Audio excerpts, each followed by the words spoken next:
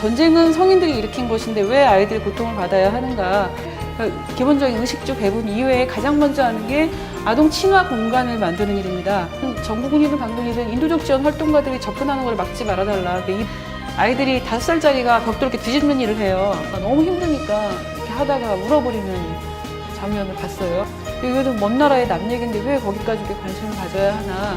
NGO의 역할들이 병행이 돼야지만 정부도 움직이고 제도가 바뀐다. 아이들이 딴 커피를 우리는 그냥 먹을 수도 있는 거고, 아이들이 동원돼서 만든 축구공을 갖고 애들이 놀 수도 있는 거고, 아동성 관광의 가장 큰 수요자가 한국 남성이라고 해요. 이게 라오스의 인신매매가 우리랑 무관한 일이 아닌 거죠. 누군가가 노력하지 않으면 절대 만들어질 수 없는 것이고, 이런 변화들이 누적이 돼야지만 우리 삶이 바뀔 수 있다. 방금 소개받은 김희경입니다. 저희 처음에 그 특강 목차를 보니까 우리의 삶과 NGO에서 NGO 이제 분야별로 돼 있는 걸 봤는데, 국내, 해외 원조가 있고, 국제 구호, 국제 개발 이렇게 분류가 돼 있더라고요. 근데 저희가 이제 국제 구호에 분류가 돼 있어서 그 NGO 소개라고 저는 들었는데요. 저희 단체가 하는 게 국제 구호만은 아닙니다. 구호가 저희 단체에서 하는 일 중에 차지하는 비중이 그렇게 크지는 않습니다. 근데 국제 구호하고 개발을 함께 합니다. 개발 쪽 비중이 훨씬 크고요. 근데 나중에 보니까 국제 개발 쪽에 강의할 단체를 보니 저희하고도 성격이 많이 다르기 때문에 오늘 제가 드리는 말씀은 국제 구호와 개발을 함께 하는 국제적인 조직으로서 세이브 더 칠드런이 어떤 일을 하는가, 이런 측면에 초점을 맞춰서 말씀을 드릴 거고요.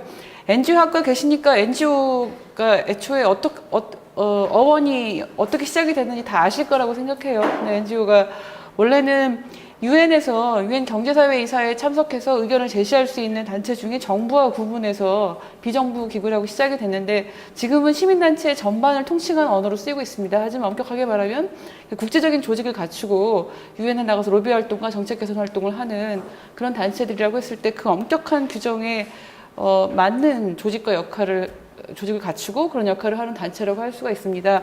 제가 오늘 드릴 말씀은 순서는 이렇게 잡았습니다. 저희가 아까 그 학과장님이 말씀하셨듯이 원래 이제 영국에서 시작된 단체이고, 그리고 영국에서 이제 점점점 규모가 확산이 되면서 전 세계적인 조직을 갖고, 지금 저희 회원국이 전 세계 30개국이 있어요. 회원국이라 함은 여기서 사무실을 갖추고 펀드레이징도 하고 활동을 하는 그런 회원국이 30개가 있고, 그 다음에 사업장이 120개가 있습니다. 사업장이라 함은 저희가 나가서 프로그램을 수행하는 그런 그 사이트를 말하는 겁니다. 그래서 그런 단체로 성장을 해왔는데, 세이브 더 칠드런 인터내셔널이 어떻게 됐는지 간략하게 말씀드리고, 그 다음에 세이브 더 칠드런 코리아는 어떤 일을 하느냐, 그리고 이거는 좀 개괄적으로 간단하게 넘어갈 거고요. 그 국제구호 개발 NGO가 하는 역할, 그리고 국제개발 NGO에서 활동하는 사람들은 어떻게 일하고 있는가, 이 순서로 말씀을 드리겠습니다.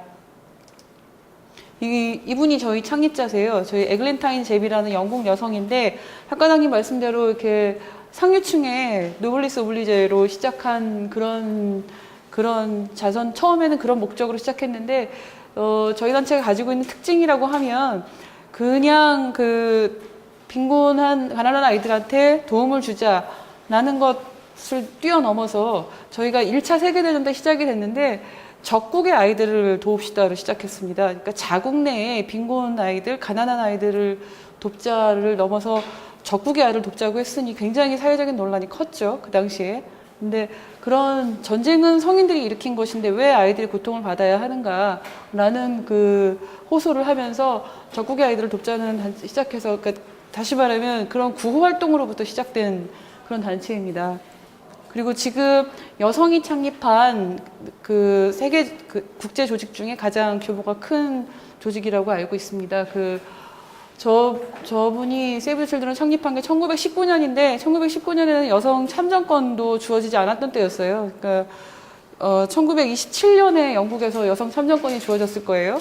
그러니까 여자는 투표도 할 수 없을 정도로 여성의 지위가 낮았을 때 이런 단체를 만들었다는 게 그렇게 쉬운 일은 아니라고 짐작하실 수 있을 거라고 봅니다. 그래서 아까 말씀드린 대로 30개 회원국이 지금 120개 사업장에서 활동을 하고 있고, 대부분의 자선단체들이, 국제 구호개발 단체들이 보면 종교에 기반을 둔 단체가 많습니다. 굉장히 유명한 그 월드비전이나. 근데 저희는 그 기반을 두고 있는 종교가 없습니다. 없어서 국적이나 종교, 정치적 이념을 초월해서 활동하는 단체다. 이런 게 저희가 가지고 있는 또 하나의 특징이라고 할 수가 있습니다. 그래서 간단한 역사는 뭐 말씀드렸듯이 그 에글랜테인 제비 1919년 창립을 했고, 그리고 저희 단체 나름대로는 좀 자랑스럽게 생각하는 것이 그냥 그 자선만 한 것이 아니라 아동권리 선언문, 최초의 아동권리 선언문을 작성을 했습니다. 그리고 이것이 이후에 현재 그 유엔 아동권리 협약으로 발전되는 기틀을 마련을 했습니다. 이거는 인권의 역사에서도 다 나오는 이야기인데요. 그렇게 그 유엔 아동권리 협약은 현재 유엔에서 만든 각종 인권 규약 중에 가장 많은 나라가 비준한 그런 협약이기도 합니다. 그래서 그랬고, 그 다음에 그 한국전쟁, 아까 학관장님 말씀하신 것처럼 한국전쟁 때도 한국에 이제 들어와서 구호 활동을 하기도 했고요. 그렇게 성장해 나갔습니다. 그래서 이거는 뭐 이후에 쭉 역사가 지금 이렇게 진행이 됐다는 거, 뭐 그렇게 중요한 건 아니고. 그래서 저희 비전과 사명은 이렇습니다. 그냥 읽어보시면 될 것 같고요. 네. 주요 프로그램을 말씀드리겠습니다. 오늘 주로 말씀드릴 게 우리가 무슨 일을 하는가, 이 내용을 뒤에서 좀 풀어서 설명하는 게 될 텐데, 그 저희가 주요 프로그램 6가지인데요. 저 6가지는 각 멤버가 자국 내에서 그냥 독자적으로 진행하는 것들을 제외하고, 저희가 전 세계적인 차원에서 함께 진행하는, 캠페인으로 함께 진행하는 프로그램만 6가지가 있습니다. 6가지 저 이니셔티브를 주제로 저희가 각국에서 이제 활동을 하고 있는데, 이 원의 크기가 저희가 지금 현재 그 갖고 있는 비중의 크기입니다. 현재는 지금 보건과 영양, 저 사업에 쓰는 돈과 그다음에 인력이 가장 많습니다. 그리고 교육, 그다음에 많은 게 이제 교육하고 인도적 지원. 요즘은 긴급구호라고 안 하고 다 인도적 지원이라고 용어가 바뀌었어요. 그리고 이제 아동 보호, 그다음에 아동 권리 거버넌스, 뭐 그다음에 에이즈 대처. 이렇게 6가지가 크게 저희가 하는 사업의 범주입니다. 이거 이후에 다시 말씀드릴 테니까 여기서는 이 정도로만 말씀드리겠습니다. 그럼 그 다음에 세이브 더 칠드런 코리아는 어떻게 탄생됐는지를 말씀을 드리면, 아까 학과장님이 그 한국전쟁 때 들어왔다가 다시 철수했다가 다시 들어왔다고 말씀하셨는데 그건 아니고요. 한국이 원조 관련해서 원조를 받는 수혜국이었다가 원조를 주는 나라로 바뀌었다고 요즘 말 많이 하잖아요. 저희 OECD 개발원조위원회 가입하면서 세이브 더 칠드런 코리아의 역사가 딱 그거하고 똑같습니다. 처음에 저희가 원조를 받기 시작했다가 지금은 주는 멤버가 됐어요. 그래서 한국전쟁 때 그 세이브 더 칠드런 영국, 미국, 캐나다, 스웨덴 4개 나라가 한국에 들어와서 세이브 더 칠드런 펀드 한국 지부를 만들었습니다. 그래서 저때 이제 한국의 전쟁 고아나 그 아이들을 돕는 활동들을 이제 시작을 했고, 그 시작을 하면서 계속 한 70년대, 80년대 계속 남아 있었어요. 남아서 그 새마을 운동이나 지역사회 개발 운동을 그 지원하는 식으로 규모가 아주 작았죠. 다 전쟁 끝나고 철수를 많이 했으니까. 그렇게 그 명맥만 유지하고 있다가 저희가 2004년에 세이브 더 칠드런 코리아로 한국 어린이 보호재단하고 합병이 되면서 규모가 이제 크게 다시 회원국으로 가입해서 시작하고, 이때부터 한국 내에서 모금 활동을 하기 시작했습니다. 그래서 모금 활동을 하고 그 긴급구호 모금도 해서 긴급구호 그 자금 지원도 하고 그런 활동을 하기 시작했고, 그래서 사실상 한국 내에서 좀 활발하게 활동하기 시작한 거는 2004년부터라고 할 수가 있습니다. 그래서 저희 이제 활동이 폭이 아까 저희 주로 6개의 이니셔티브 그 관련된 내용들을 국내에서 이제 구현하기 위한 캠페인 같은 것들을 많이 하고 있어요. 그 신생아 살리기 모자뜨기 캠페인을 많이 들어보신 분들도 있을 것 같은데, 저것도 한국 내에서 굉장히 활발하게 진행이 되고 있는데, 원래는 저게 신생아 살리기 모자뜨기 캠페인이 미국에서 시작이 된 캠페인이에요. 그리고 지금 독일에서도 많이 하고 있고, 그래서 그런 캠페인도 하고 있고, 분쟁 영향 지역의 아동 교육 지원 사업, 이것도 굉장히 저희가 중요하게 보는 사업인데, 저거는 뭐 예를 들면 전쟁이 일어나는 지역, 그다음에 아주 만성적인 내전, 예를 들면 네팔, 지금은 좀 중단이 됐지만 네팔도 굉장히 오래된 내전에 시달렸던 나라인데, 그런 데에서 아이들이 학교를 다니는 것만큼은 중단되지 않도록 하자. 그리고 학교는 평화존이 돼서 학교에서 아이들이 총격을 받아 죽거나 하는 일이 없도록 하자. 학교가 교육의 공간일 뿐만 아니라 아동을 보호하는 공간이 되도록 하자 하는 그런 캠페인들을 전 세계에서 함께 진행을 해왔습니다. 그리고 이제 2011년에는 그 구호 개발 단체라고 해서 이렇게 그 서비스를 제공하는 것만 하는 게 아니고 정책을 개선하기 위한 옹호 활동도 굉장히 중요합니다. 그게 제가 여기서 하는 일인데요. 그래서 2011년에는 유엔의 그 국내 단체 중에서는 처음으로 아동 보고서를 만들어서 유엔에 제출했습니다. 그리고 그 아동 대표, 그때 이제 합천에 중학생 2명을 뽑았어요. 그래서 아동 대표 2명과 함께 제네바에 가서 유엔 아동권리위원회 위원들 앞에서 우리 그 합천의 중학생들이 직접 한국에서 아이들로 살아가는 거는 이렇습니다. 이거 설명하는 자리도 가지고 그랬어요. 저런 활동들 하고 그 국내에는 저희가 7개 지부를 가지고 있고 한 395명 정도가 함께 일을 하고 있습니다. 저희 국제 구호개발 단체라고 해서 국내 사업이 없는 것은 아닙니다. 그 국내 사업 없이 여기서 모금만 해서 해외로 보내는 단체들도 있기는 해요. 근데 이제 저희는 저희 단체의 사명에 비추어 봤을 때 국내에서도 도움이 필요한 아동들이 많기 때문에 국내 사업과 국제 그 개발 협력 사업을 함께 진행하자라는 게 저희 방침이고요. 그래서 그 모금한 돈도 국내하고 해외가 한 반반 정도 현재 쓰이고 있습니다. 근데 계속 이제 국제 개발 쪽이 더 늘어나고 있는 추세이긴 합니다. 근데 국내 사업은 오늘이 저희가 국내 사업을 얘기하는 자리는 아니니까 간단히 소개만 드리면 Change the Future라는 사업은 주로 지역아동센터를 중심으로 해서 빈곤아동의 성장 발달을 지원하는 그런 사업을 하고 있고요. 다문화 지원 사업은 다문화 가정의 이중 언어 교육뿐만 아니라 다문화 지원 사업이라고 이름은 돼 있지만 난민 신청자들의 자녀, 그다음에 이주 배경 미등록 이주 노동자의 자녀들 의료 서비스 같은 거 받기 힘들거든요. 그런 지원 같은 것들도 함께 하고 있습니다. 그리고 아동 권리 교육도 하고 있고, 예를 들면 서울시에서 위탁을 받아서 아동 권리 놀이학교를 지금 3년째 수행하고 있습니다. 그다음에 보건의료 지원 이런 것들을 국내에서 하고 있습니다. 이게 돌아가냐? 예. 그리고 이제 두 번째로 권리 옹호가 제가 하는 일인데, 저희가 권리옹호 부서를 만든 게 2010년 10월입니다. 제가 그때 2010년 10월에 입사했어요. 근데 권리옹호를 굉장히 중요하게 생각하는 이유는 서비스만 전달하고 그치는 게 아니라 이게 근본적인 변화를 이루어내려면 그 아동들이 살아가는 환경을 규율하는 정책이 바뀌어야 되고, 그 다음에 성인들의 인식이 바뀌어야 하기 때문에 이런 정책과 인식 개선을 위한 활동이 필요하다. 그래서 권리옹호부를 만들었습니다. 국내 국제 구호개발 NGO 중에 그 권리옹호를 부서나 팀으로 두고 있는 단체는 저희하고 월리비전하고 두 단체입니다. 그래서 저희는 아동 보호 정책을 위해서는 주로 아동복지법 개정, 예를 들면 그런 활동들을 포함하여 최근에는 아동 삶의 질을 측정하는 아동 행복 종합 지수를 서울대하고 함께 개발을 해가지고 16개 광역자치단체 간 비교도 해봤고, 다른 나라하고도 비교하는 그런 프로젝트를 실행하기도 했습니다.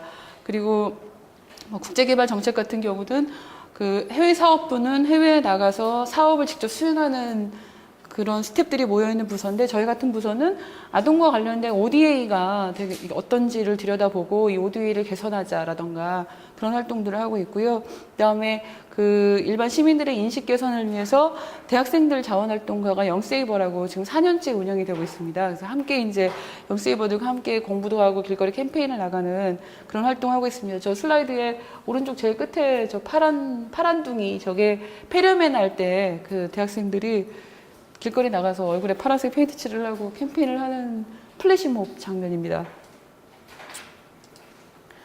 그리고 해외 사업, 이게 이제 아까 보건영양 교육, 아동보호, 인도적 지원인 게 아까 저희가 그 인터내셔널 전체 차원에서 하고 있는 6개 이니셔티브 중에 저희가 이제 한국에서 하고 있는 일들이에요. 네, 이런 분야가 있다는 것만 여기서 말씀드리고 이후에 다시 언급을 할 테니 여기서는 넘어가도록 하겠습니다. 그래서 여기 이제 색깔이 이 슬라이드에 보면 녹색으로 빨간색이 저희가 인터내셔널 차원에서 나가 있는 나라들이고요. 녹색이 세이브 더 실드런 코리아가 나가 있는 나라들입니다. 그게 많지는 않죠. 많지는 않은데 주로 아시아 쪽에 좀 더 많고요. 그리고 이제 주요 캠페인들은 이런 것들 하고 있습니다. 여러분 많이 아시는 모자뜨기 캠페인을 포함하여 나홀로 아동 없는 세상 만들기는 국내 그 빈곤 아동 방임 아동이 없도록 지원하자 하는 그런 캠페인이고요.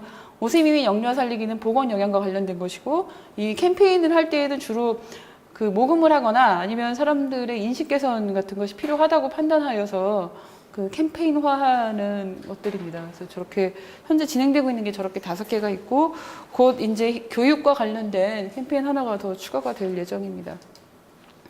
그래서 저희 단체, 제가 일하는 단체에 대한 소개는 이 정도로 간략하게 했는데, 그러면 이제 뭐 예를 들어 뭐 교육이면 어떤 교육 사업을 하는 것이냐, 국제 구호개발 단체가 어떤 일을 하는지를 사례를 들어서 설명을 좀 드릴까 합니다. 저희 오늘 주제가 국제 구호니까 저희가 하는 여러 가지 활동 중에 인도적 지원 활동부터 먼저 말씀을 드릴게요.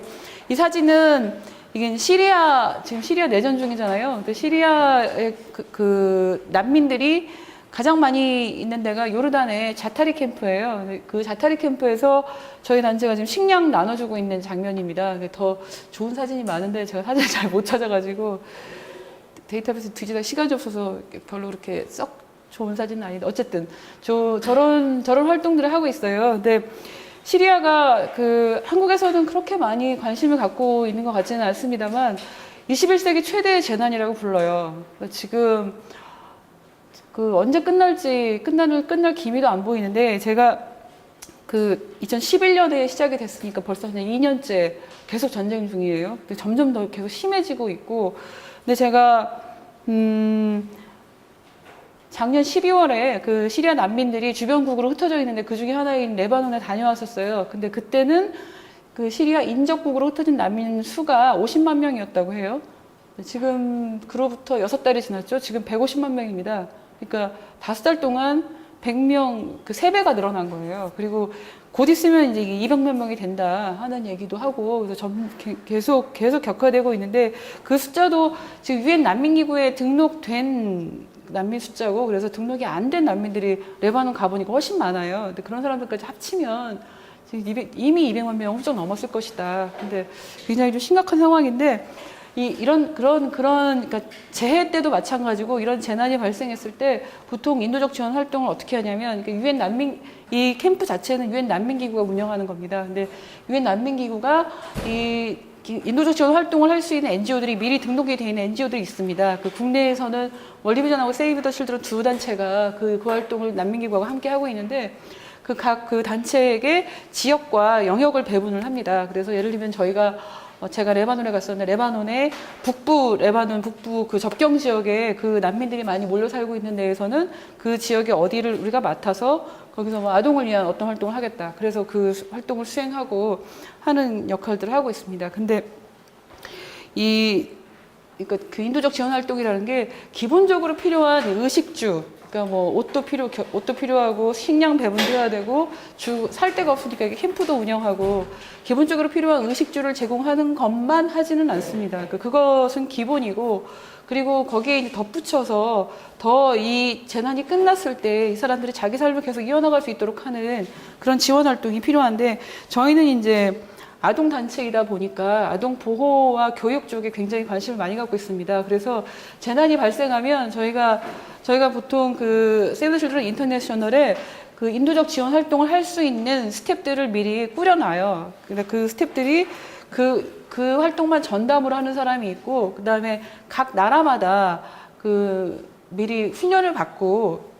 인도적 지원 위기 상황이 터지면 즉각 2주 안에 바로 투입될 수 있도록 하는 사람들이 미리 명단들이 있어서 재난이 터지면 재난의 규모에 따라서 그 사람들이 현장에 가서 일을 하는 방식으로 진행이 되는데, 그렇게 현장에 가서 일을 할 때 저희가 가장 먼저 하는 게, 기본적인 의식주 배분 이외에 가장 먼저 하는 게 아동 친화 공간을 만드는 일입니다. 그래서 아이들이 저럴 때 저런 재난 상황에서 굉장히 스트레스를 많이 받는데, 아동 친화 공간을 만들어서 거기 와서 학습이 중단되지 않도록 계속 공부를 할 수 있도록 하고, 그다음에 심리치료가 필요한 아이들은 심리치료를 할 수 있게 하고, 그다음에 놀이치료나 그다음에 또래들과 함께 놀 수 있는 그런 공간을 만드는 것이 저희가 하는 가장 먼저 하는 일입니다. 그래서 저번에 일본에 지진 났을 때도 일본에서도 아동 친화 공간 만들었고, 제가 레바논 갔을 때도 거기서도 이제 아동 친화 공간 운영을 하고 있더라고요. 그래서 그렇게 아이들을 보호하는 활동들을 하고 재난의 영향에서 벗어날 수 있도록 하는 그런 활동들을 하고 있습니다. 그래서 예를 들면 레바논하고 시리아하고 우리가 그냥 듣기에는 다 같은 중동이니까 다 이슬람말 쓰고 그래서 교육도 비슷비슷하지 않나 이렇게 생각할 수 있는데 굉장히 교육 체계가 다르대요. 그래서 저희 레바논에서 시리아에서 마찬가지로 그 피난 탈출해 온 교사를 채용을 해서 아동 친화 공간에서 그 학교 학습을 계속 이어갈 수 있도록 그런 활동을 하는 거를 봤습니다. 그래서 인도적 지원 활동 같은 경우는 저렇게 하고 그런 기본 구조는 재난이건 이런 그 내전 상황에서건 그다음에 재난 재해이건 마찬가지로 진행을 하고 있습니다. 근데 이제 그거는 이제 현장에서 진행되고 있는 인도적 지원 활동이고요. 거기에만 그친다면 그야말로 이제 서비스만 전달하는 건데 이 전쟁이 끝나려면 국제사회가 움직여야 되고 국제사회가 움직이도록 압력을 넣는 활동도 같이 하고 있습니다. 그래서 예를 들면 작년에 그 시리아 내전에서 정부군 반군 할 것 없이 아이들을 무력 그 소년 병사들을 동원해서 쓰고 있다는 혐의, 지금은 다 이제 확인이 된 사실이지만 그런 혐의가 있었고, 그리고 전쟁 상황에서 가장 아이들한테 심각한 게 그 여자 아이들에 대한 성폭력이에요. 그래서 성폭력 같은 그 혐의가 있었어. 그래서 그거에 대한 그 유엔 안전보장이사회에서 이거 MRM이라는 절차가 있어요. 그런 그 무력 분쟁 시 아동을 동원했다는 혐의가 있을 때 그거를 조사하는 절차인데 그 MRM을 발동하라. 그래서 전 세계 서명 운동을 함께 했어요. 그래서 한국에서도 한 7천 명 정도 참여를 했는데 그렇게 전 세계에서 한 6만 명 넘게 서명을 모아서 유엔 그 아동과 무력 분쟁에 관한 유엔 사무총장 특별보고관한테 전달을 했습니다. 그래서 그 절차가 발동이 돼서 그 시리아의 내부에서 아동에 대해서 어떤 인권 유린이 벌어지는가 하는 조사가 진행이 됐었고, 그리고 시리아 내에서 인도적 지원 활동가들이 굉장히 위험해요. 보통 이런 게 벌어지면 뭐 인도적 지원 활동가들이 탄 차량, 그리고 특히 앰뷸런스는 공격하지 않는다가 우리가 가지고 있는 인도적 지원에 대한 모두가 합의하는 룰인데 시리아에서는 앰뷸런스 공격 많이 받아요. 그리고 인도적 지원 활동가도 많이 죽었어요. 그래서 상당히 위험한 상황인데 어쨌든 거기 안에 들어가서 활동하고 그 어떤 정부군이든 반군이든 인도적 지원 활동가들이 접근하는 걸 막지 말아달라. 이 보장을 해달라고 지금 유엔 안전보장이사회를 대상으로 계속 로비 활동을 하고 있습니다. 이것까지 다 포함하여 인도적 지원 활동이라고 부릅니다. 그래서 그게 이제 현장에 가서 이렇게 물품 배분하는 데 그치지 않는다는 점을 알아두시면 될 것 같고요. 제가 말이 너무 빨라요? 네. 보통 예정된 시간보다 빨리 끝내는 강사가 잘하는 강사라고 해서 빨리 끝내드리려고. 네. 그 다음에 이제 교육의 예를 들어 드릴게요. 교육이라고 하면 어떤 교육 사업을 하는가.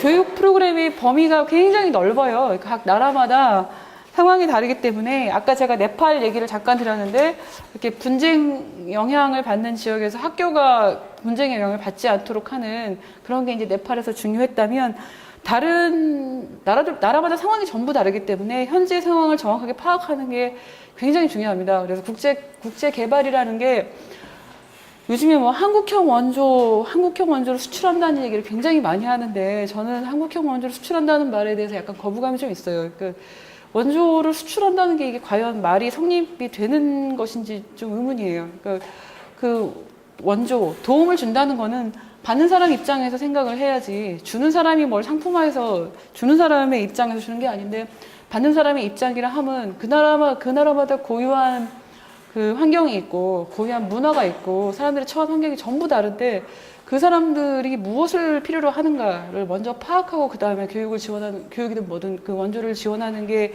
중요하지. 한국에서 성공한 모델을 수출한다? 그게 과연 그 나라에 가서도 통용이 될 것인가에 저는 약간 의문을 가지고 있습니다. 근데 교육을 예를 들면 교육하면 가장 먼저 이제 사람들이 생각하는 게 학교 짓는 거잖아요. 최근에 학교를 엄청나게 많이 지었기 때문에 아프리카 저개발국이나 아시아 저개발국 가면 취학률은 많이 늘었어요. 취학률 아주 많이 늘었어요. 그런데 학교를 가는 아이들이 글을 읽느냐? 못 읽어요. 여전히 못 읽고 셈을 할 줄 아느냐? 산수 못 해요. 왜 그러냐면 선생님들이 학교를 안 가버려요. 선생님들 결근율이 너무 높아서 어떤 나라에서는 아이들한테 선생님들 결근율을 막기 위해서 아이들이 선생님 출석 체크하는 그런 프로젝트를 한 적도 있어요. 또는 선생님들이 선생이라고는 해놨는데 전혀 그 교사로서의 자질이나 아이를 가르칠 수 있는 능력이 없는 사람들도 많고, 또는 어디는 교재가 없다. 뭐 이런 이유로 학교를 세워도 교육이 안 되는 나라도 많고요. 근데 어떤 데는 또 학교가 필요하기도 해요. 한 학교까지 가려면 한 5km를 내가 걸어가야 되는데 그런 데는 학교를 지어야죠. 근데 또 어디는 학교 지어놨어요. 근데 안 가요. 왜냐?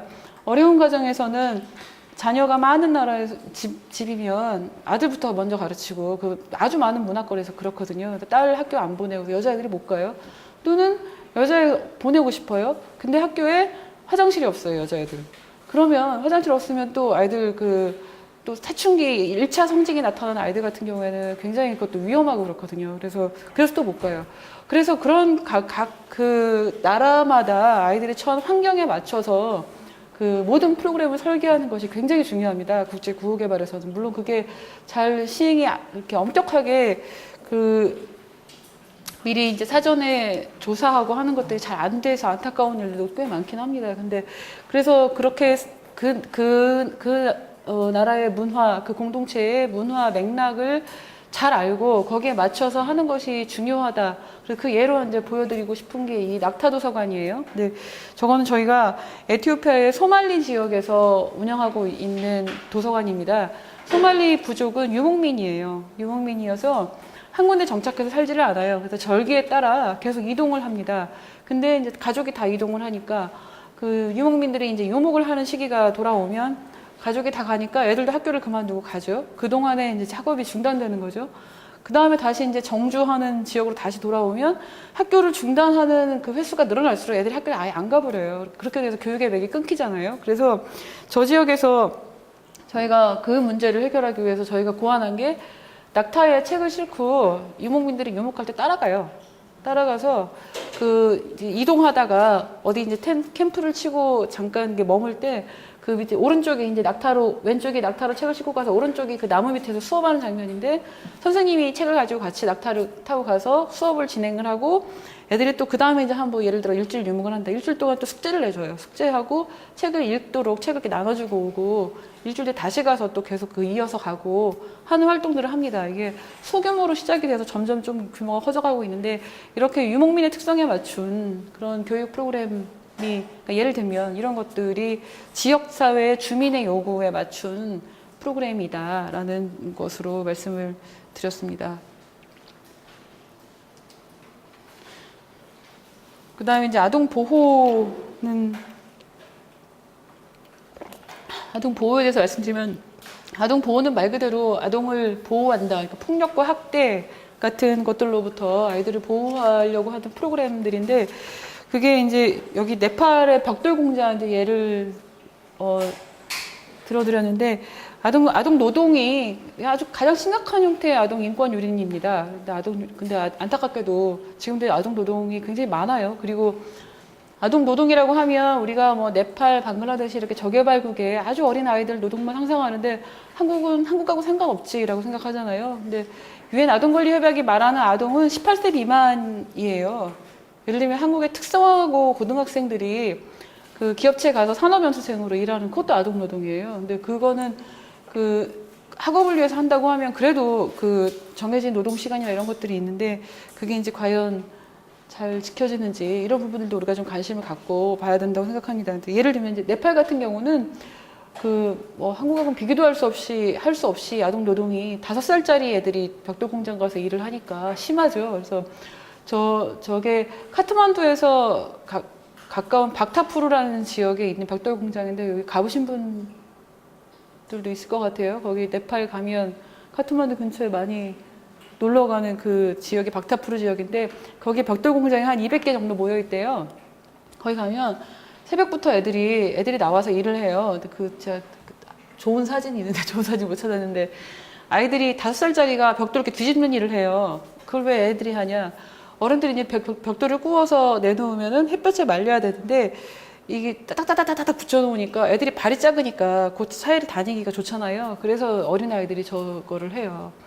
그래서 저희 그 직원들이 갔을 때 5살짜리 애를 보고 5살짜리 애가 이렇게 넘기다가 너무 힘드니까 이렇게 하다가 울어버리는 장면을 봤어요. 그래서 그게 방송이 되기도 했는데, 그래서 이 노동이 근데 또 고된 것뿐만 아니라 벽돌, 빨간 벽돌이잖아요. 그 빨간색을 내기 위해서 화학약품을 써요. 그래서 벽돌 공장이 가장 심각한 형태의 아동 노동이라고 해서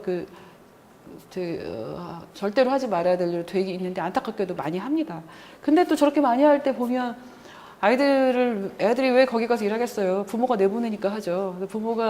부모들이 그 경제 돈벌이 수단으로 아동 노동에 대해서 반대하지 않고 아동 노동을 없애려고 하는 움직임에 또 거세게 반발하기 때문에, 그리고 공장주도 이렇게 임금도 낮고 하니까 노동 착취 양쪽의 요구가 맞물려서 이게 쉽게 근절이 잘 안 됩니다. 그래서 저희가 이제 오른쪽에 뭘 했냐면, 공장주를 설득해서 좋다, 아동 노동을 써야 한다면은 이렇게 지금 현재 애들이 여기서 너무 많이 일을 하고 있으니까 이 아이들이 중간에 쉴 수 있는 공간을 좀 만들자. 그래서 저기서 타거수를 만들었어요.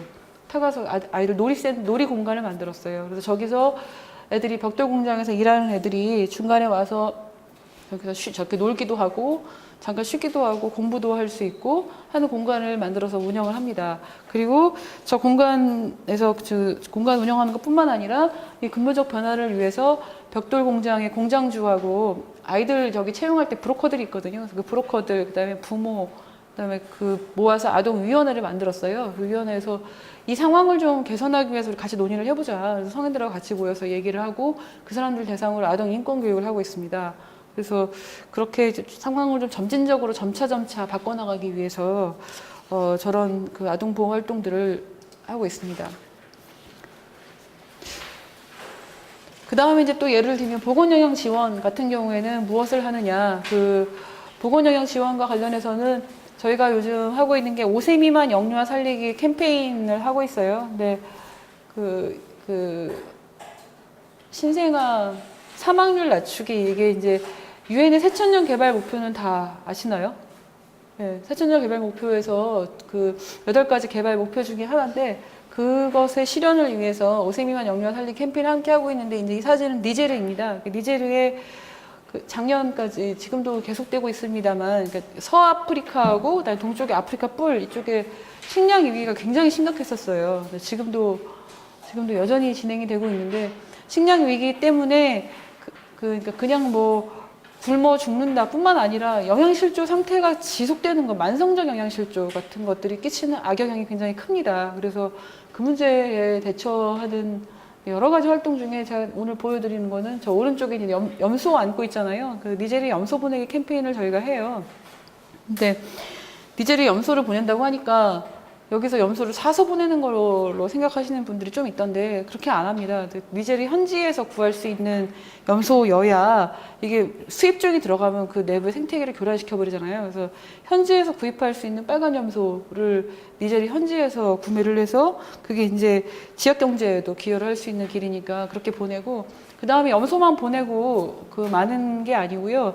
여기 전반적으로 식량과 영양 지원 사업이기 때문에 저 마을에 예를 들면 식수 사업, 그다음에 신생아들한테 뭐 비타민 A 같은 그런 영양제를 공급하는 사업, 그다음에 영양 개선을 위해서 그 주민들 교육하고 그다음에 필수 의약품을 지원하는 이게 패키지로 들어가는 사업입니다. 그 중에 하나가 이제 염소 보내기예요. 근데 염소도 예를 들어서 한 농장을 크게 만들어 놓고 거기다 염소를 방목해버리면 또 거기서 사료는 어떻게 할 것이며 저 염소들의 분뇨는 어떻게 처리할 것이며 그게 또 다른 환경 오염이 되고 문제가 많죠.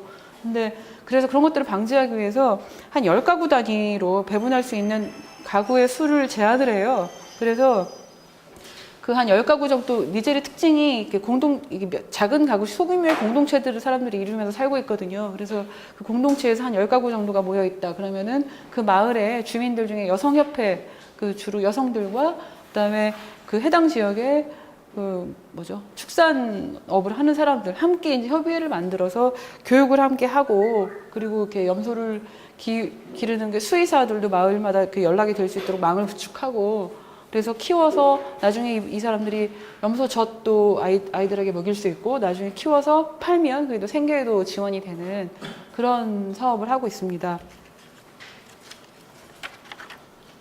그래서 이제 이게 대략적으로 각각의 이제 분야마다 어떤 사업들을 하고 있는 예를 하나씩 들어드린 건데 뭐 아주 작은 예들이에요. 근데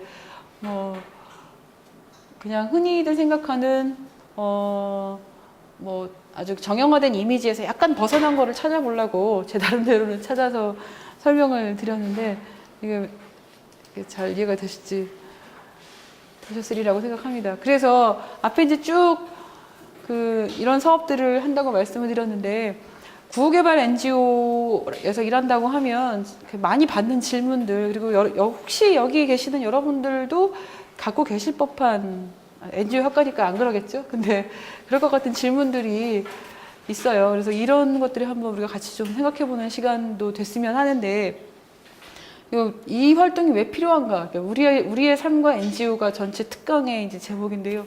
우리의 삶의 NGO가 왜 필요한가? 이런 활동 다 정부가 하면 되는 거 아니냐? 이것도 먼 나라의 남 얘기인데 왜 거기까지 우리가 관심을 가져야 하나? 이런 의문들을 가질 수가 있습니다. 근데 정부가 하면 좋겠죠. 근데 못하죠, 현실적으로. 그리고 아까 같은 뭐 예를 들면 낙타도서관 같은 거 정부가 그걸 어떻게 하겠어요. 그 정부의 기능 자체가 취약해서 문제가 생기는 나라인데 그리고 현장에서 무엇이 필요한지 현장에 아주 밀접하게 가서 그 지역 주민들의 이야기를 듣고 그리고 저희가 그냥 듣고 지역 주민들은 가만히 있는데 우리가 가서 뭐를 하는 게 아니라 가장 중요한 거는 지역 주민들이 스스로 문제를 해결할 수 있도록 지역 주민들의 역량을 강화하는 게 가장 중요한데 그런 활동들은 정부가 다 할 수도 없고 그리고 정부가 하지 못하는 일에 대해서 그리고 굉장히 불합리한 제도에 대해서 이거를 바꾸라고 요구하는 일도 NGO가 해야 하는 일입니다. 그게 저절로 바꾸어지지도 않아요. 저절로 선해지는 정부는 저는 없다고 생각합니다. 그래서 그런 측면에서 NGO의 역할이 아주 크죠. 예를 들면 시에라레온에서 저희 단체가 활동을 했는데 작년에 그 성과가 어떤 게 있었냐면 시에라레온에서 의료 제도를 개선을 해서 5세 미만 영유아하고 임산부는 무상의료를 할 수 있도록 제도가 개선이 됐어요. 바뀌었어요. 네.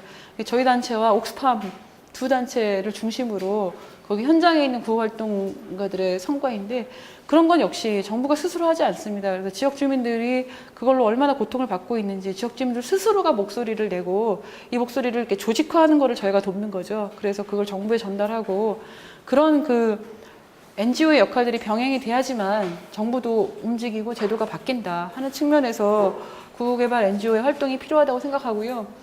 그리고 먼 나라 남의 삶에 왜 개입하는가 이거는 뭐 따로 말씀 안 드려도 뭐 잘 아시리라 생각합니다만 이게 우리가 서로 다 연결돼 있잖아요. 예를 들면 요즘에 공정무역이 유행인데 커피 아이들이 동원돼서 아이들이 딴 커피를 우리는 그냥 먹을 수도 있는 거고 아이들이 동원돼서 만든 축구공을 갖고 애들이 놀 수도 있는 거고 그런 모든 게 연결이 돼 있기 때문에 이게 먼 나라 남의 삶이라고 할 수가 없어요.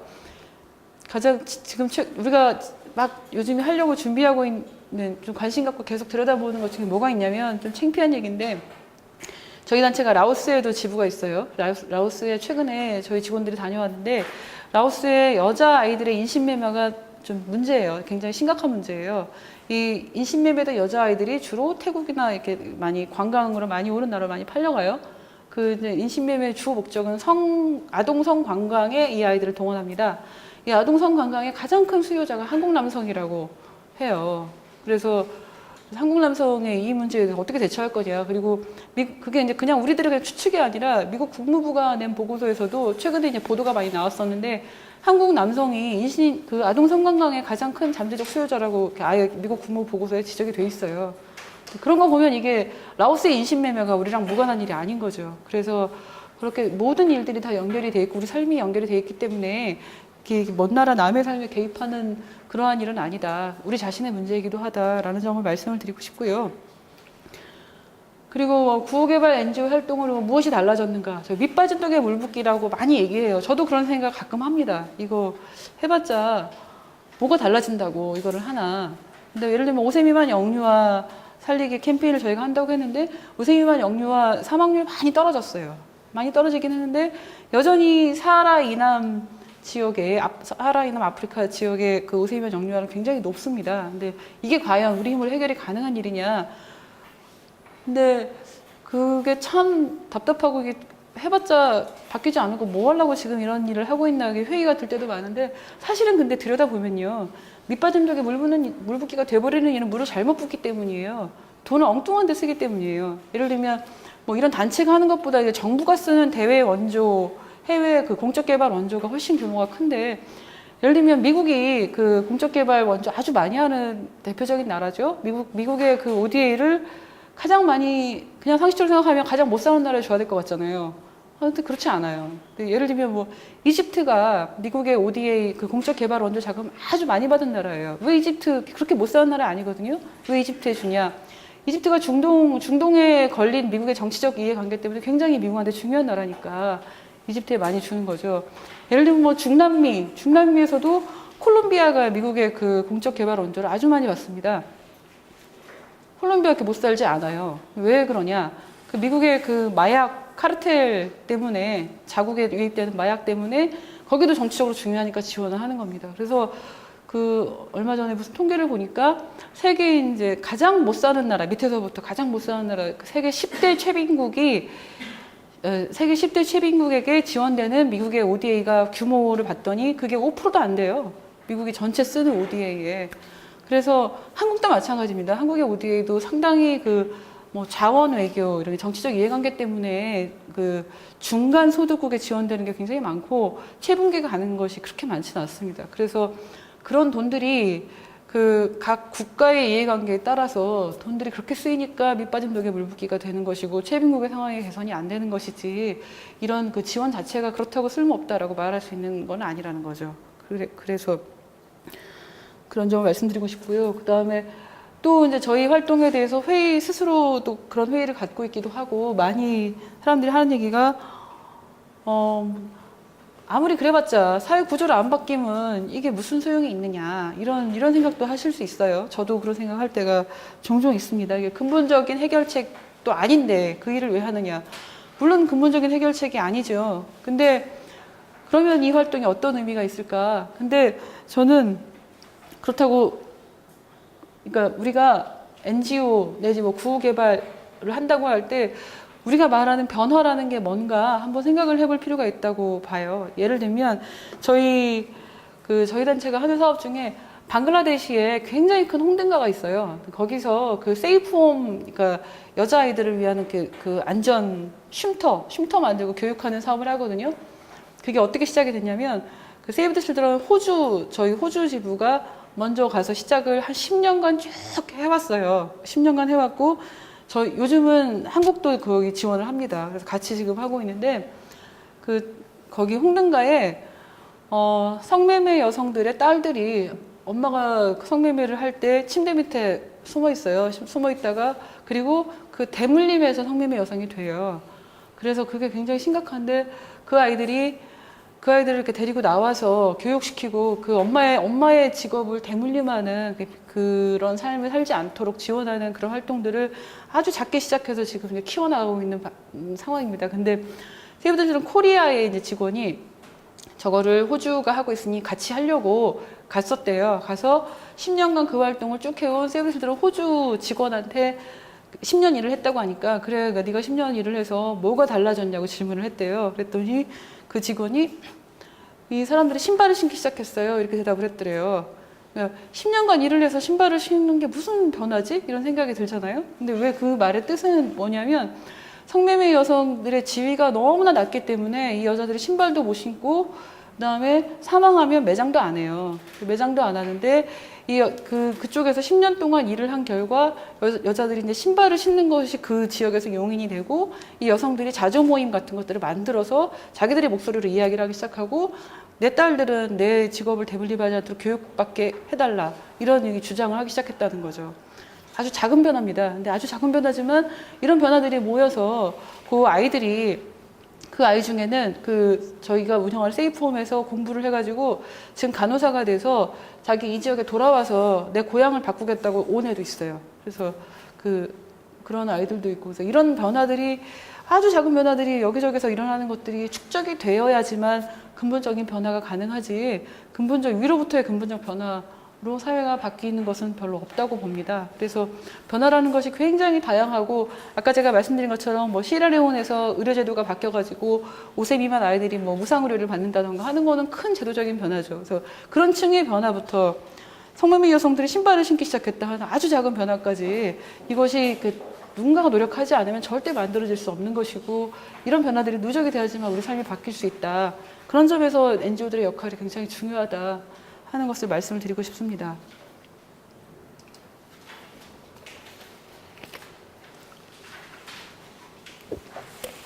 그래서 마지막으로는 그러면 그 구호개발 NGO에서 일하는 사람들은 무슨 생각으로 하나, 그냥 여러분들이 그런 데 관심이 좀 있으실 것 같아서 제가 저희 부서 직원들한테 물어봤어요. 질문을 해서 대답을 좀 해봐라. 그래서 아주 약식 설문조사를 해가지고 받아왔는데, 그래서 그거 그냥 간단히 그것만 소개해드려도 NGO에서 일하는 사람들은 이런 걸 배우고 이런 생각이구나 아실 것 같아서 정리를 좀 해봤습니다. NGO에서 일하기로 한 이유가 뭐냐 이렇게 물어봤더니 이런 대답들이 나왔어요. 그러니까 보다 나은 세상을 꿈꾸기 때문이다. 그다음에 저 누구 한 사람 개인을 배불리기 위한 일을 하기 싫었다. 저 얘기를 한 친구는 기업에서 일하다가 저희를 옮겨온 친구인데 저렇게 얘기를 했고, NGO 활동이 어떤 변화를 가져올 수 있는지 궁금해서 저렇게 말한 친구는 국제개발학 석사를 하고 돌아와서 아주 학구적인 친구입니다. 그다음에 밑에 회사의 이익을 위해서가 아니라 세상을 변화시키고 싶었다. 저것도 이제 일반 기업체에 근무하다가 온 친구가 한 얘기고, 도움이 되는 일을 하고 싶다. 기존의 영리를 추구하는 삶에서는 충족되지 않는 게 있었다. 내 노동이 만들어내는 가치가 여기서는 구체적으로 보인다. 예전에는 안 보였는데 이런 얘기를 합니다. 근데 NGO에 들어가서 보면 다른 단체는 잘 모르겠는데 굉장히 다양해요. 저도 2010년에 여기서 일을 시작했고, 저는 신문기자였습니다. 근데 저는 신문사에서 왔고, 그다음에 저희 마케팅 부장 광고회사에서 오신 분이고, 그다음에 기업체에서 오신 분도 계시고, 연구소에서 오신 분도 계시고, 또는 여기서 자기 사회생활을 시작한 분들도 계세요. 요즘에는 그런 분들이 늘어나고 있어요. 그래서 굉장히 다양한 사람들이 모여있는데, 이 사람들의 가지고 있는 공통점은 굉장히 이 인생 자체, 자기 삶의 방향 자체를 굉장히 가치지향적인 삶으로 이렇게 살아가려고 하는 의지가 강하다. 그런 것 같아요. 대부분. 그러니까 저희가 급여도 높지 않고, 기업체에 비하면. 그 다음에 급여도 높지 않은데 또 일은 굉장히 많이 해요. 거의 매일 야근이고, 일도 많은데, 그래도 여기서 일하겠다고 선택하는 사람들을 보면 내 인생에서 내가 이루고 싶은 가치가 뭔가, 그것이 자기 인생의 우선순위, 인생의 진로를 판단하는 우선순위에서 굉장히 중요하다 하는 것들을 알 수가 있었습니다. 그래서 NGO에서 일하면서 뭘 배웠냐 하고 물어봤어요. 물어봤더니 아까 말씀드린 것처럼 다양한 사람들이 모여 있어서 좋다. 그러니까 다양한 사람들이 모여 있어서 서로 이전에 자기가 속해 있던 좁은 세계에서는 알 수 없는 것들을 보니까 그런 점들, 그 다음에 경쟁보다는 협력이 중요하다.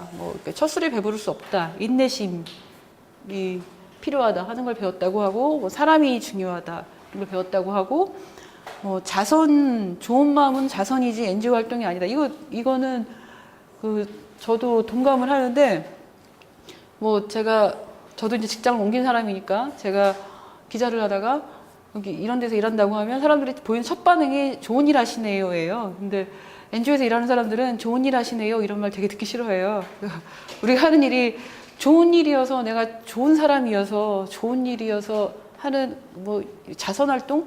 이게 아니고, 아까 제가 저희가 하는 활동의 사례를 들어서 설명을 드렸는데, 그 일들이 가서 지역 주민의 현황을 파악하고 여기에 맞는 사업은 어떻게 설계할 것이냐, 이게 전문가들의 일입니다. 굉장히 어려운 일이고 그만큼의 전문 지식과 경험이 있어야지 할 수 있는 일들이에요. 그래서 그게 이렇게 전문가들의 일이지, 이게 좋은 마음으로 그냥 자원봉사하듯이 자선하는 그런 마음만 갖고 될 수 있는 일이 아니다. 그래서 굉장히 스스로도 이렇게 프로페셔널한 직업을 제가 가지려고 애를 쓰고 있고, 또 그게 있어야지만 제대로 운영이 되는 그런 일들입니다. 그래서 그런 것들을 여기 와서 배웠다 하기도 했고, 인내를 배운다는 말을 한다는 거는 참 뜻대로 되는 일이 없다는 것의 반증이기도 할 텐데, 아무튼 이런 걸 배웠다고 하네요.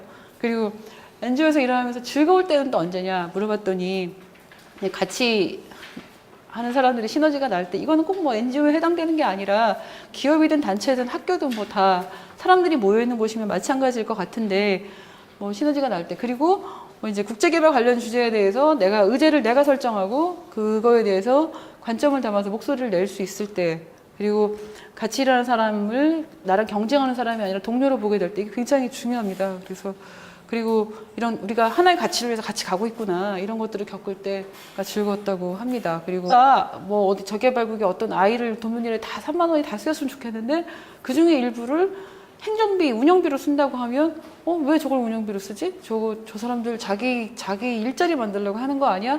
하는 의심들을 하잖아요. 저도 그런 게 있었어요. 근데 그게 물론 그러니까 운영비가 투명하지 않게 운영이 되면 그런 의심들이 이런 의심을 할 만하구나 하는 사건들이 이전에도 있었다고도 하고 근데 그런 것들이 지금은 이제 많이 개선되고 있는 상태고 근데 오히려 전문가들 아주 역량 있는 전문가들을 불러서 이 일을 하게 하려면 급여가 좀 현실화돼야 되는 건 맞습니다. 근데 워낙에 저희가 이런 목적을 위해서 이 돈을 쓰겠다고 사람들한테 호소해서 후원금을 받아서 하기 때문에 운영비로 쓸 수 있는 그 기준이 정해져 있어요. 그게 국가의 법으로도 정해져 있고 각 단체마다 본부에서 정한 기준이 있어요. 그래서 그 기준을 넘길 수가 없어요. 그래서 그것 때문에 인건비를 또 마구 올릴 수가 없어요. 그래서 저희 단체가 규모가 굉장히 커져서 이 후원금의 규모가 엄청나면 그 중에 한 15%라고 해도 그걸로 충분히 급여를 줄 수가 있으니까 가능하겠지만 이게 그 규모가 적은 상태에서는 그게 어렵기 때문에 이게 급여의 현실화 그거는 제가 할 수 있다고 장담은 못 드리겠어요 당장은. 근데 필요는 있습니다. 헌금을 방송으로 모금을 하잖아요. 근데 그걸 보는 사람 입장에서는 그 참 편치 않은 거거든요.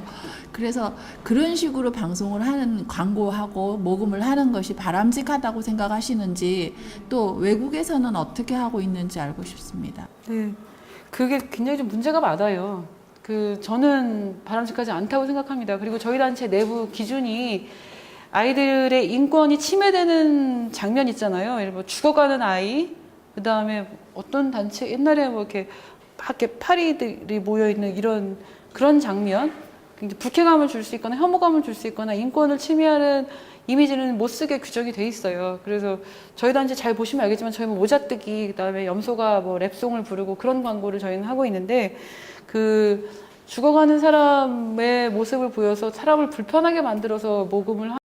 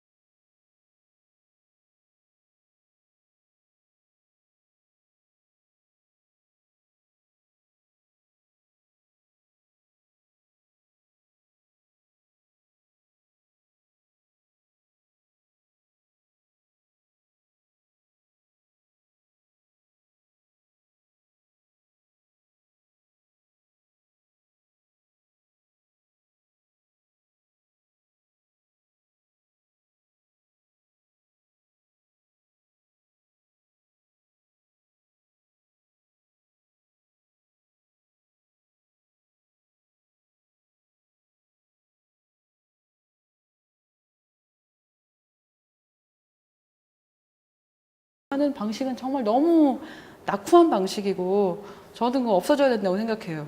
그리고 단체마다 저희는 그런 내부 규정이 있듯이 다 단체마다 규정으로 금지해야 된다고 생각해요. 근데 그게 얼마나 악영향을 가져오냐면 그냥 그게 뭐 보는 사람 불편하게 만드는 데서 그치는 게 아니고요. 저희가 그 국내 사업 중에 난민 신청자 자녀들 지원하는 사업을 하잖아요. 근데 그것 때문에 이제 난민하고 실태조사를 했어요. 실태조사를 했는데 케냐에서 온 난민이 있었어요. 이분은 난민 인정도 받고 아이들이 여기서 태어나서 학교를 다니고 있습니다. 한국말도 잘해요. 근데 이 친구들이 스스로 아프리카 사람들은 다 이렇게 못 살고 더럽고 뭐 이렇게 자기 자신에 대한 자기 정체성에 대한 자존감이 굉장히 낮은 거예요. 왜 그러는지 이해할 수가 없더래요. 그 부모들도 다 엘리트고 한데 왜 그러냐 하면 아프리카 사람들은 불쌍하고 가난하고 더럽대. 그래서 누가 너한테 그런 말 했어? 텔레비에서 봤어. 텔레비가 뭔지 보면 다 그런 그 애들이 죽어가고 헐벗고 이런 방송을 보여주면서 동정심을 자극해서 호소하는 그런 광고들인 거예요. 그래서 그런 게 굉장히 문제가 크고 좀 바꿔야 된다는 내부적인 목소리도 많이 있습니다. 근데 아직까지도 이제 불행하게도 그런 이미지들을 활용해서 좀 그 모금을 하는 단체들이 아직까지도 좀 많이 있긴 한데, 그리고 또 제가 확인한 건 아닌데 그거 말고 좀 이렇게 다른 긍정적인 이미지로 하면 모금액이 떨어지는 실험도 좀 해봤다고 해요. 그래서 그건 이제 한국 사람 우리들 스스로도 그게 불쌍하니까 이렇게 동전 던져두듯이 동냥하는 사람 주듯이 그런 식의 자선이 아니라 이게 좀 함께 살아가는 사람의 기본적인 윤리적인 의무로서 이렇게 돕는다라고 생각을 좀 바꿔야 되는데 그런 부분들은 정말로 바뀌어야 됩니다. 네. 아까 보니까 우리나라 남북한이 다 녹색으로 돼 있던데 북한에도 우리 이 단체가 사업장이 있나요? 네, 북한에도 있습니다. 근데 그렇습니까? 북한에 이제 바로 들어갈 수가 없어서 구조가 약간 복잡한데, 이렇게 밝힐 수 있는 데까지 말씀드리면, 유럽연합이 들어가 있어요. 그러니까 유럽연합이, 북한이 미국으로 돈 안 받잖아요. 근데 유럽연합이 몇 개 이렇게 그 그룹으로 나눠가지고 들어가 있는데, 저희가 유럽연합의 일원으로서 들어가 있습니다. 그래서 유럽연합의 일을 수행하고 있습니다. 예, 또 하나 더 질문 드리면요. 10쪽에 낙타 도서관이 있다고 그러셨어요. 낙타 도서관 활동을 하실 때 이건 좀 누가 봐도 좀 전시나열형 성과를 이렇게 표시하는 것 같은 그런 모양새 같은데 정말 이게 효과가 있었던가요? 네, 효과가 있어서 지금 저희 규모가 지금 커지고 있는 사업이에요. 전시 효과라고 말씀하셨는데 전시 효과 별로 없어요. 저 사진이 낙타가 있으니까 특이해서 보기는 하는데 사실 저거보다 같은 돈 들여 폼나는 학교를 크게 짓는 게 훨씬 전시 효과가 크죠. 전시 효과로 따지면 떨어져요, 사실은. 근데 아까 말씀드렸듯이 유목민이라는 특성에 맞춰서 유목민의 가정의 아이들은 어떻게 교육할 것이냐, 그 사람들이 처하고 있는 독특한 환경에 맞춘 교육을 어떻게 설계할 것이냐 하는 고민에서 나온 프로그램입니다. 그래서 저렇게 유목하지 않는 사람들이 전부 다 한 곳에서 정주하는 마을이라면 저런 거 필요 없죠. 그런 마을에서 낙타도서관을 했다면 그야말로 전시효과를 노린 것일 텐데 저희는 유목민이 사는 마을에서 하기 때문에 그들의 문화에 맞춰서 만든 사업입니다. 아동들이 처해 있는 사회 환경에 따라서도 아이들한테 전해지는 그런 구호 활동도 달라질 것이고, 또한 여아동, 남자 아동에 대해서도 필요한 욕구나 또 이렇게 국제구호 활동의 그런 프로그램도 달라지듯이 뭐 다문화 가정, 또한 그리고 또 소수자 중에 소수자라고 하죠. 그 장애 아동에 대해서도 좀 이렇게 국제구호 활동에 대해 장애 아동에 대한 또한 뭐 특별화된 프로그램이 혹시 운영되고 있는 게 있는지 궁금해서. 아직 장애아동은 없어요. 그래서 그것도 지금 내부적으로 논의를 하고 있는데요. 장애아동 대상 프로그램은 없는데 저희가 한 일은 뭐가 있었냐면 그 영화 도가니 상영해서 굉장히 사회적으로 이슈가 됐었잖아요. 그래서 도가니 문제가 사회 이슈가 된 뒤에 사회복지 사업법 바꾸는 TF를 보건복지부가 만들었어요. 그래서 거기에 저희가 들어가서 장애아동 관련된 그 시설이 어떤 식으로 바뀌어야 되는지 그 TF 활동을 함께 했었고요. 그 다음에 지금 유엔 아동권리 협약처럼 장애인 협약이 있습니다.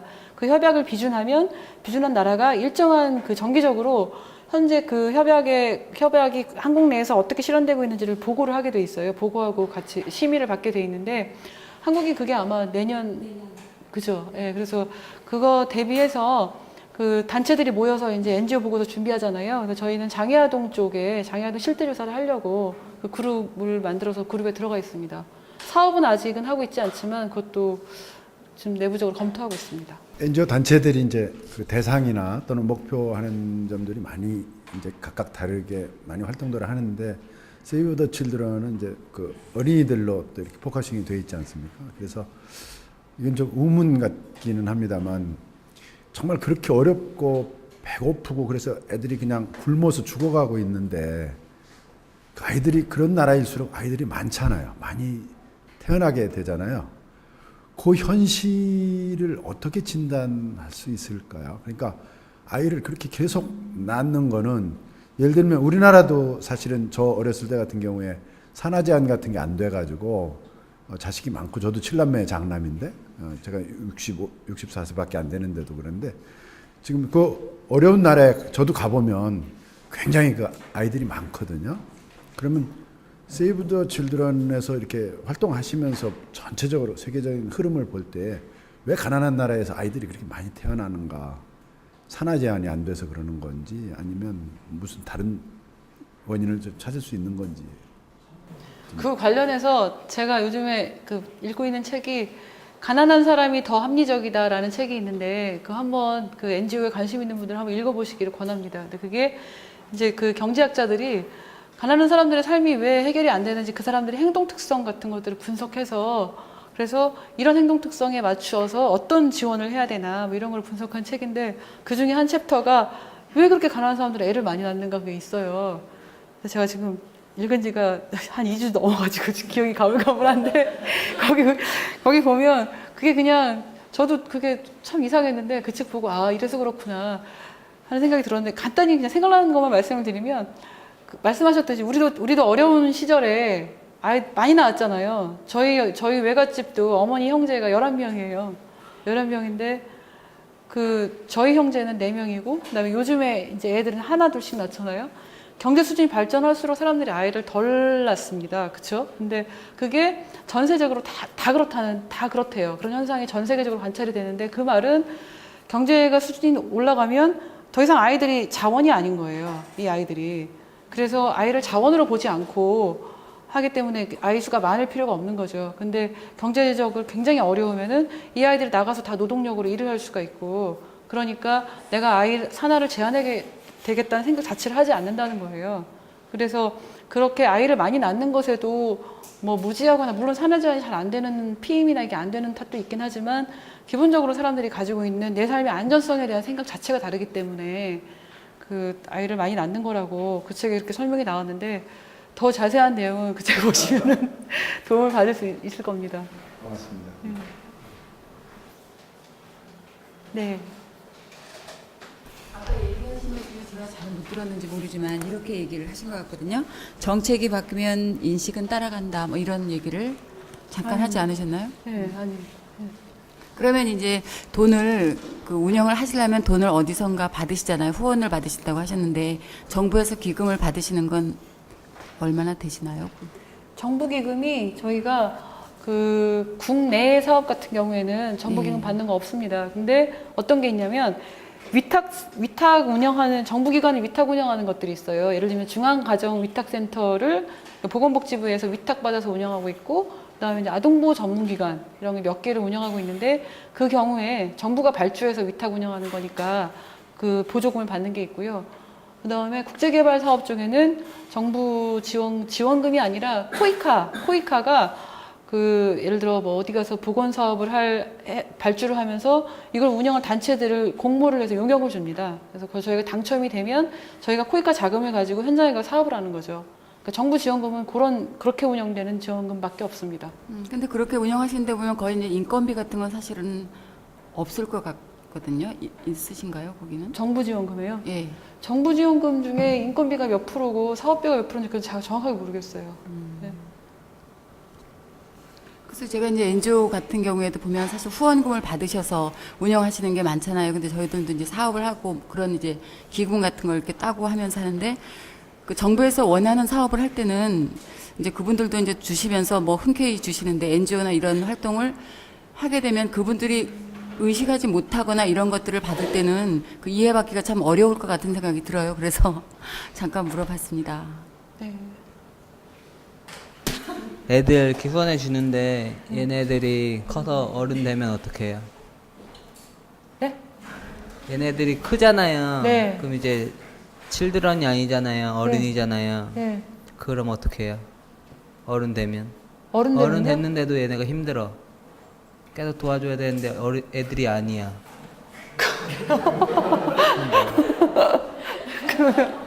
애들이 아니면 저희 지원 대상이 아닌 거죠.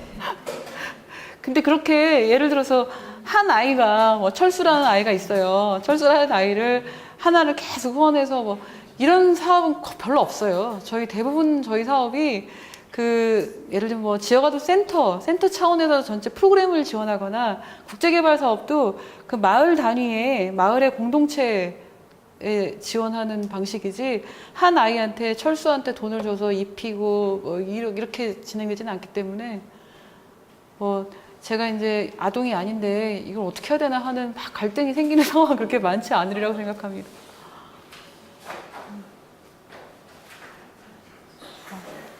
질문들이 많으신데 예. 관심을 많이 가져주셔서 감사드리고요.